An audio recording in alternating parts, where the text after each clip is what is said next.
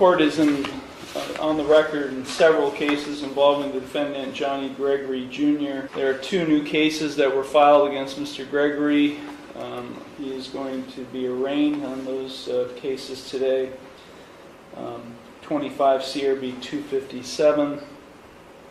Mr. Gregory was charged with 1 count of violation of protection order, first-degree misdemeanor, 25 TRD 673. He's been charged with 4 different traffic-related offenses.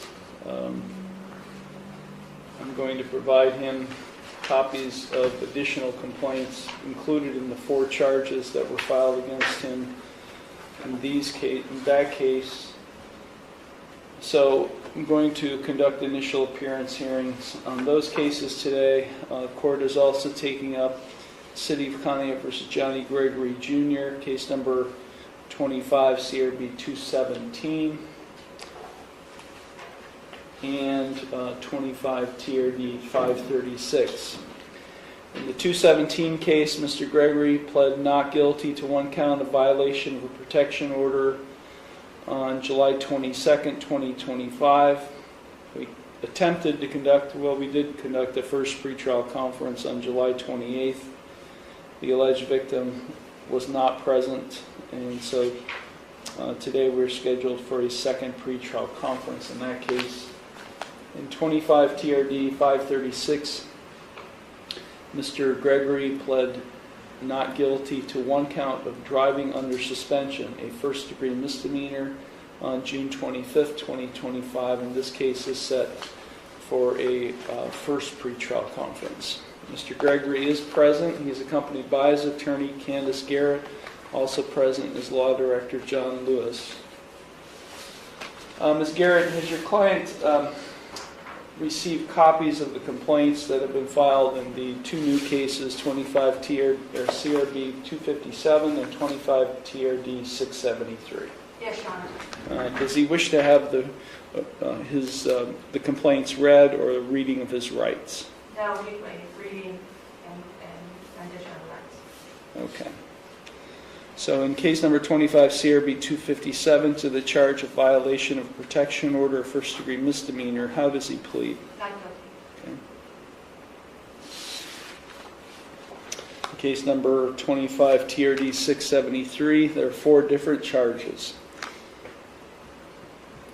Pleading or not guilty to all charges. Yeah, I just want to make sure that.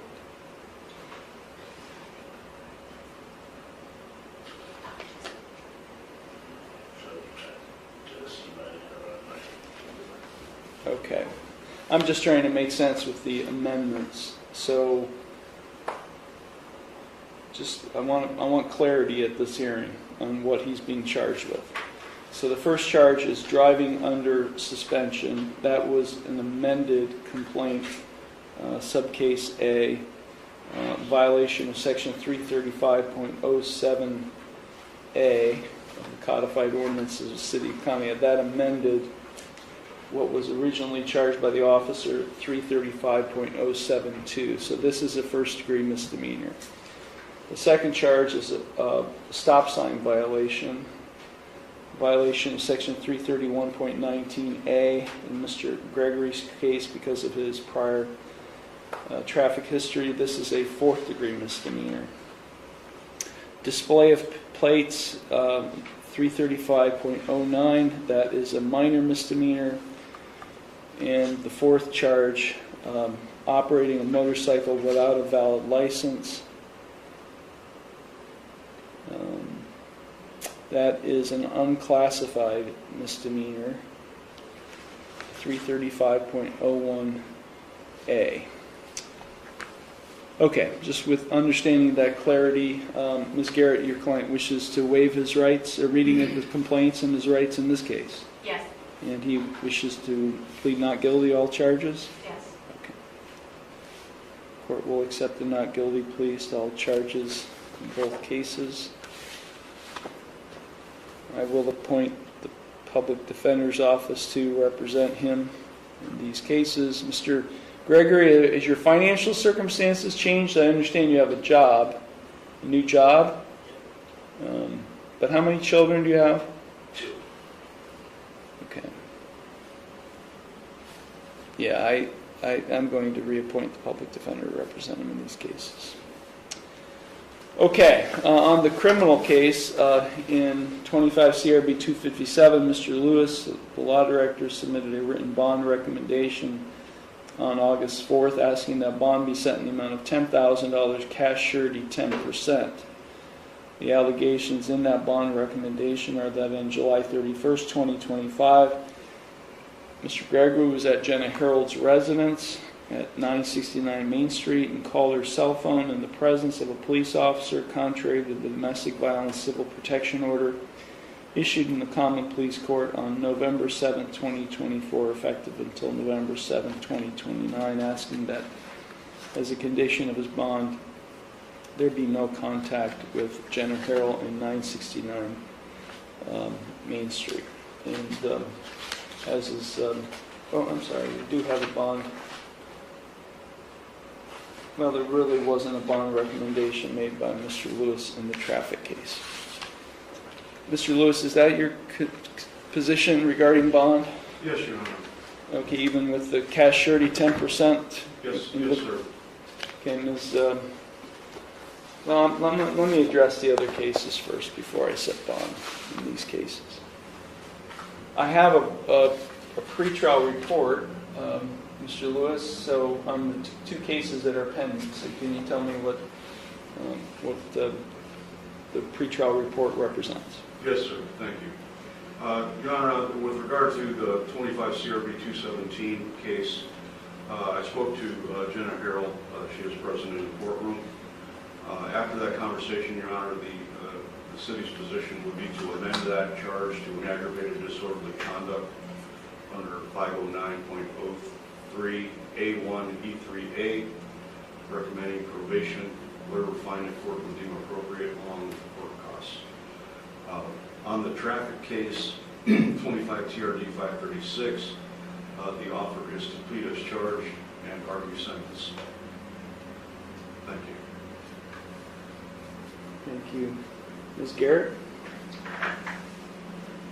Your Honor,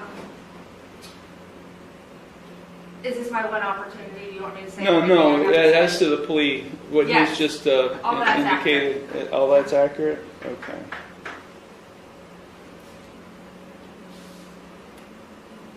Okay,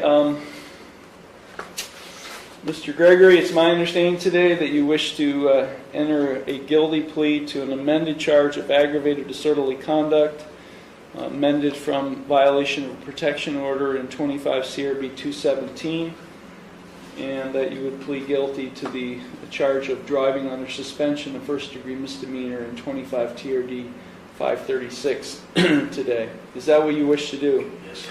You understand by pleading guilty to these charges that you are waiving your right to a trial, which includes your right to cross-examine witnesses and to confront evidence presented against you. Yes, You'd sir. be waiving your right to testify or not to testify without any negative connotation. You'd be waiving your right to subpoena witnesses. You'd be waiving your right to a jury trial. You'd be waiving your right to be proven guilty beyond a reasonable doubt. All of those are trial rights you'd be waiving by pleading guilty to these charges. Is that what you wish to do today? Yes, sir. You are represented by Ms. Garrett. Have you had sufficient time to consult with her, and are you satisfied with her counsel? Yes, sir. Are you currently under the influence of any drugs, alcohol, or prescription medications that might affect your thinking? No, sir. Are you currently on probation, parole, community control, or post-release control with any court? No, sir. Has anyone made any promises to you about what your sentence will be in order to induce you to plead guilty to these charges today? No, sir. And are you thinking clearly and do you understand everything that's happening? Yes, sir.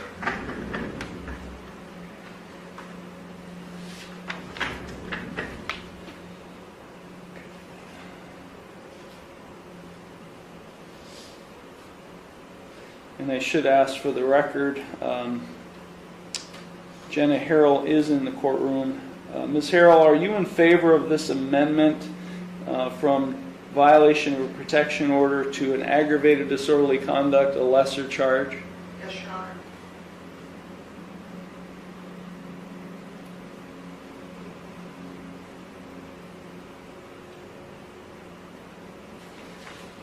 Okay, I'm going to provide to you, Mr. Gregory and Ms. Garrett, a written waiver of trial rights and right to a jury trial and acknowledgement of effective plea. If you find that document acceptable, you can sign and date at the bottom.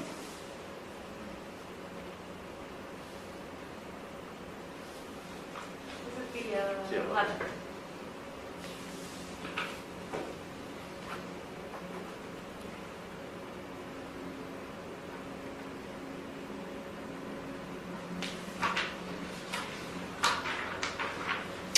Okay, the court does find that Mr. Gregory and Ms. Garrett have executed an open court through written waiver.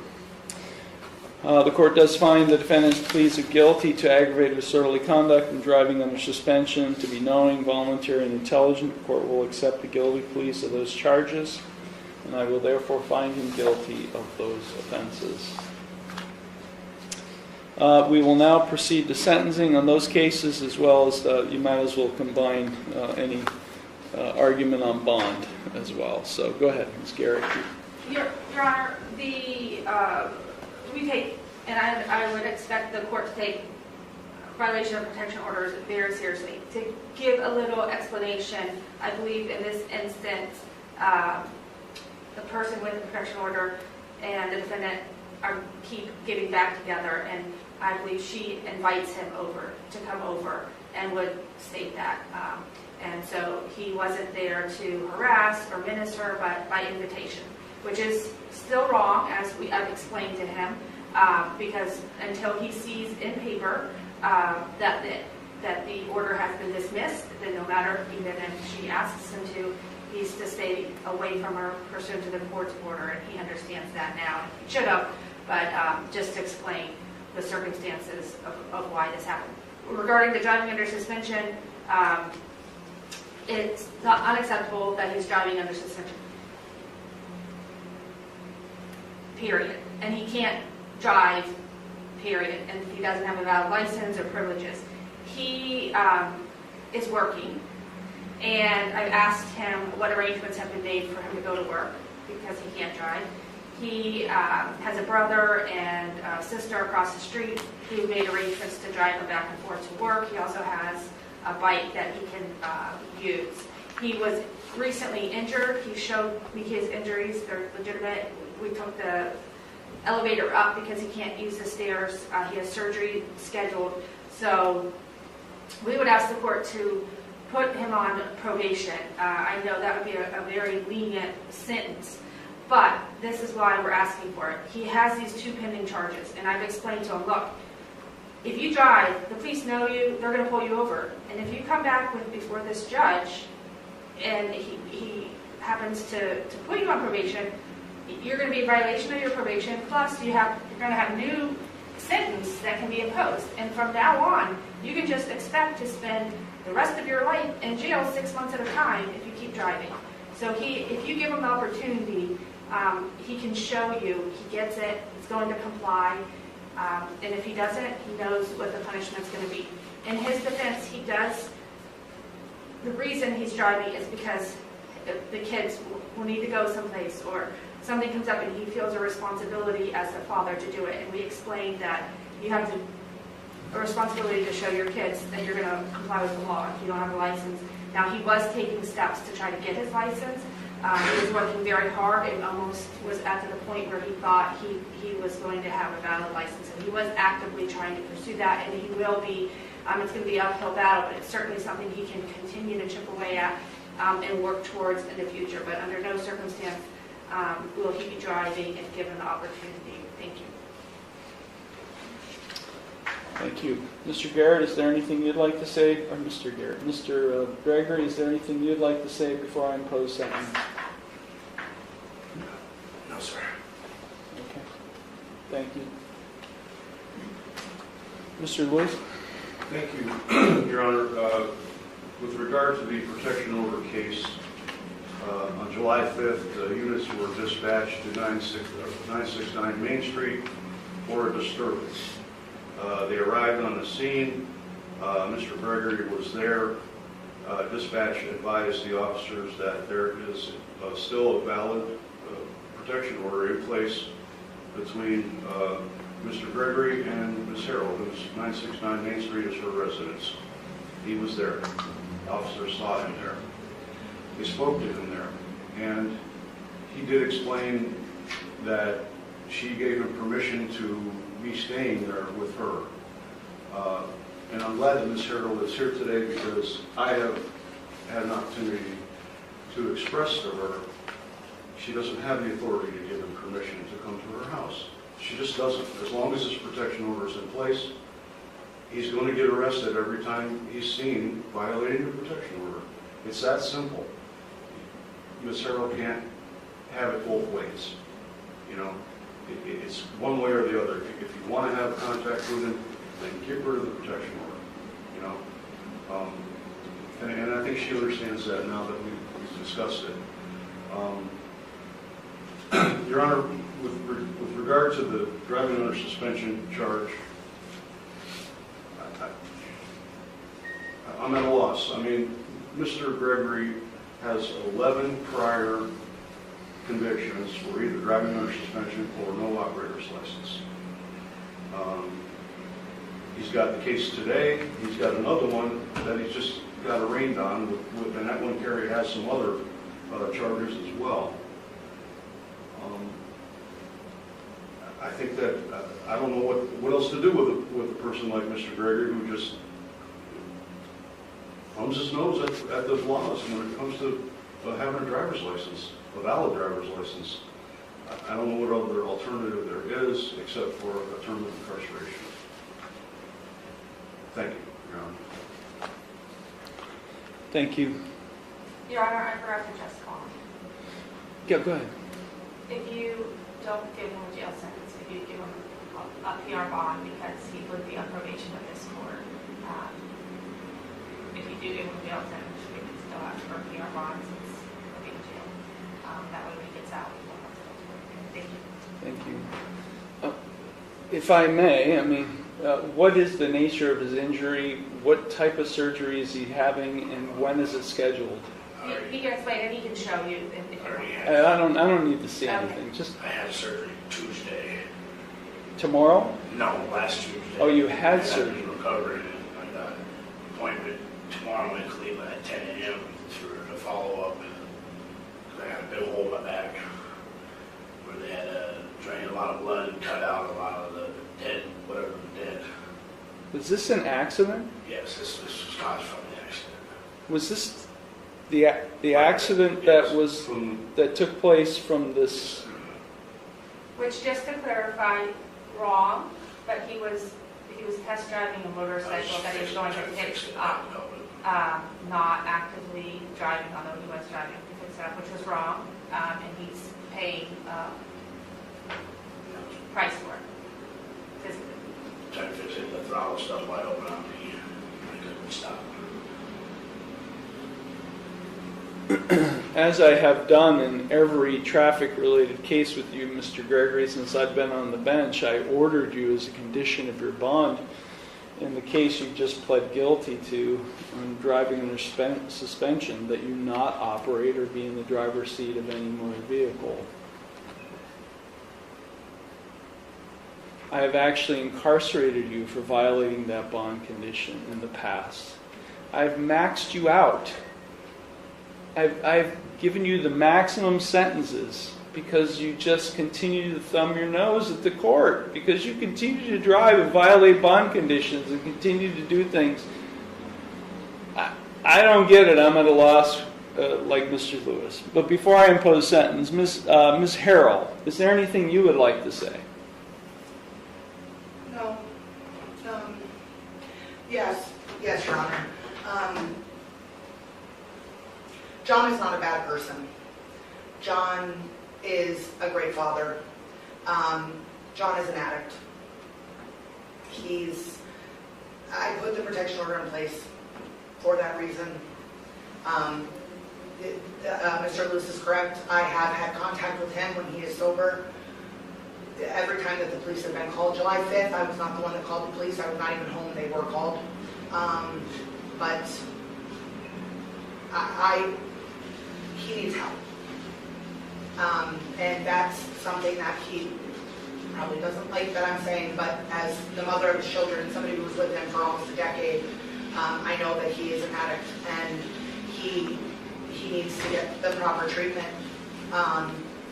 You cannot force somebody to get help that doesn't want to get help, but as the mother of his children, I want him to be the best version of himself. I want him to be the best version for my children. I want him to be able to set a good example for my kids, and when he's actively using, he cannot do that. I don't want to see the father of my children deceased. You know, this accident scared the crap out of me. He was in Cleveland Hospital. I had no idea what was going on. And, you know, I'm thinking that, God forbid, we lose him. And how do I explain it to my boys? You know, that it's because you can't explain that. You can't explain that to a 7 and a 4-year-old. You know, and that I'm hoping that it opened up his eyes. It's you know, it was something that he's never had to have anything like that happen before. I just want John to get help. And you know, jail hasn't helped him in the past. It's, you know, Nor has probation. correct. Nor has treatment. It's not as if he hasn't been ordered into treatment. And so... You like I said, you know, and I mean, I'm sure he'll agree. You can't help somebody that's not ready to be helped. And I'm really hoping that after the accident that he was just in that could have taken his life, or the life of somebody else, or anything, that, you know, that it opened up his eyes, you know, for his sake, but in my mind, for my children's sake. Thank you, Your Honor. Your Honor, based on what she was saying, I hadn't considered that. Would he possibly be eligible to be reviewed for the post-conviction? Yeah, that's something you guys present to me, and yeah, at this point in time, no, not at this point. I mean, look, Ms. Garrett, you're new to the court. Mr. Gregory is a repeat offender. He is in here at least once a month. I've been on the bench now for almost 6 years. His face should be posted somewhere in this courtroom because he's here more often than I am. He owes the B&B $4,200. He owes this court almost $3,000. I mean, his rap sheet is longer than I've ever seen with both traffic and criminal cases.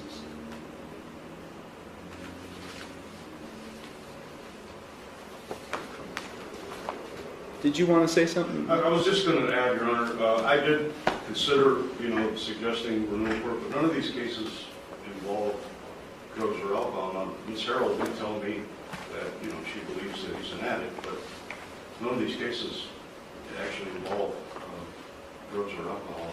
Right. He is an addict. He's had a history of use, substance abuse, more than just substance abuse.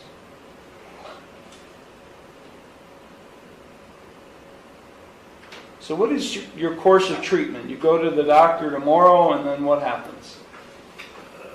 For follow-up, check the hole and whatever else they got going on. I have no idea.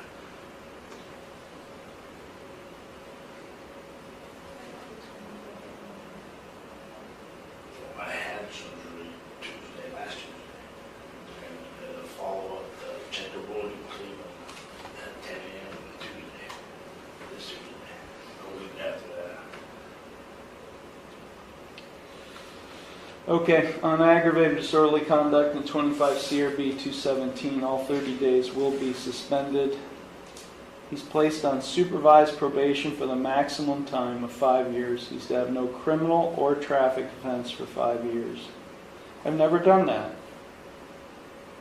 I've never imposed the maximum probationary period, supervised probation, to anyone.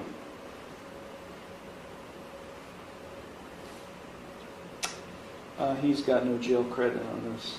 I don't know. I could impose a fine all I want. He owes this court so much money, it's not even funny. I'll just impose a $100 fine. I will allow him to perform community work service in lieu of fines and costs, and we're going to talk about that. I'm ordering the defendant to submit to a comprehensive diagnostic assessment. I know you've been to community counseling center. Where have you been again? Community counseling. Your Honor, the last couple of days I have been calling rehabs to see if they take my insurance. And I'm waiting on phone calls back now. To be honest with you about that. Well, I'm going to order a community counseling center for alcohol, substance abuse, and mental health purposes. You're ordered to do that within 30 days. If you can prove that your insurance won't accept them and there's another agency, you need to let the probation officer know or write a letter to the court. And I'm not going to hesitate to change that if that's the case. I'm ordering you not to purchase, possess, or consume any alcoholic beverage or drug or abuse or any pseudoephedrine product or go into a bar or liquor establishment for a period of 5 years. Ms. Harrell, what are you doing? Are you doing anything with the civil protection order? Are you keeping it in place? What is So I was in the process of dropping it. I just started a new job, so I haven't gotten up to Jefferson. But the day that I called again, he was high. I wasn't even home when it happened. And like I said, I'm going to drop it, but when he's under the influence of... That's a very wishy-washy response from me, Ms. Harrell. All I can say is I'm ordering him to have no contact with you, and this as a part of the sentence, and to have to remain off the premises at 969 Main Street. You want to get that lifted, not only will you have to get that lifted in Jefferson, you have to get that lifted here before me. Okay. This is consecutive to all other sentences. Fortunate for you, Mr. Gregory, you're treating for a pretty significant medical injury, but you know what, Mr. Gregory, that injury is going to heal itself pretty soon. So, I'm getting tired of looking at your face in that chair, and you shaking your head to everything I say, and then you go leave the courtroom and you go out and do exactly what I've just told you not to do. It's like I'm talking to the chair.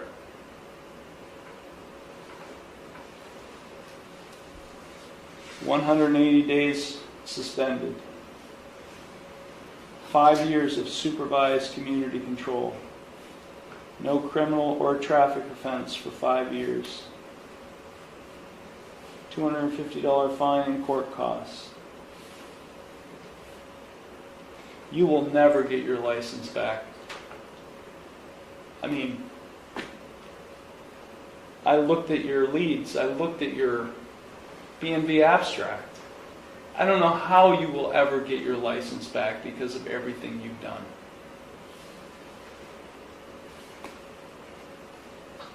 There's no reason for me to impose another suspension because of your horrific traffic record.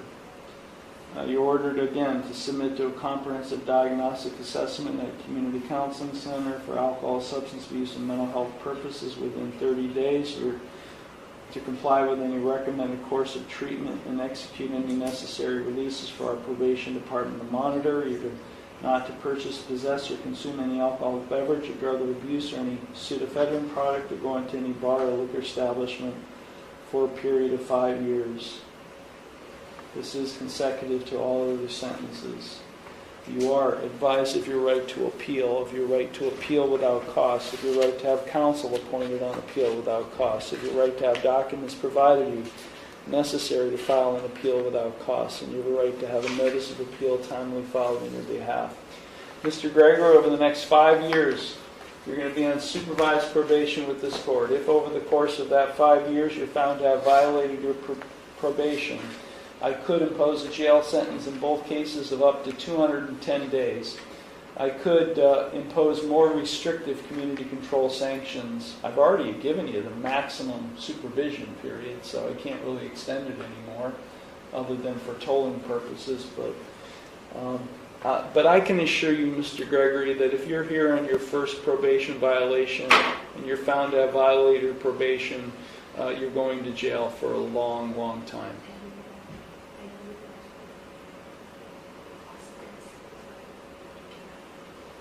Do you understand that? Yes, sir. We will set the other cases for a pretrial conference in the near future. And while we're here, because Ms. Harrell got a new job and she wasn't here the last time, have you talked to her about the new case? Yes. Does she need to be here for the new case? I'm going to say no. Okay. I'm going to say no. Yeah, I think we understand each other now, I think, pretty well, so, yeah. Okay. Anything further, Mr. Lewis? No, sir, thank you. Ms. Garrett, anything further? Well, just to make sure everyone's on the same page, if you invite him over, I know what I mean. okay, the judge, it I could be a understand. violation of the judge's order, and I would Correct. very much expect he'll spend the next year in jail. So I understand your situation, but if you don't want to see him in jail, I understand. Okay. Nothing further. And Ms. Garrett, I'm sorry, it's Monday morning. Ms. Harrell, I ordered you to show cause today as to why you weren't here on July 28th. I'm going to release you from that, and I'm going to dismiss the contempt proceeding. But 3 strikes and you're out. This is number 2. Yes, sir. Third one, you're going to be held in contempt. Yes, sir. And Ms. Harrell, I'm just saying on the record that, as Ms. Garrett, to follow up with you, if you're inviting him, continually invite him, you are subjecting yourself to an obstruction charge, a criminal charge filed by the law director or by the police. So, you continuing to do that is terrible inconvenience to the police department. Yes, sir. So, okay, these matters are concluded. Thank you very much.